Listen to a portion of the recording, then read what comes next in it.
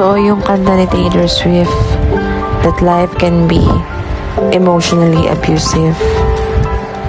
Mauubos ka talaga, mapapagod ka talaga, at minsan talagang gusto mo nang sumuko.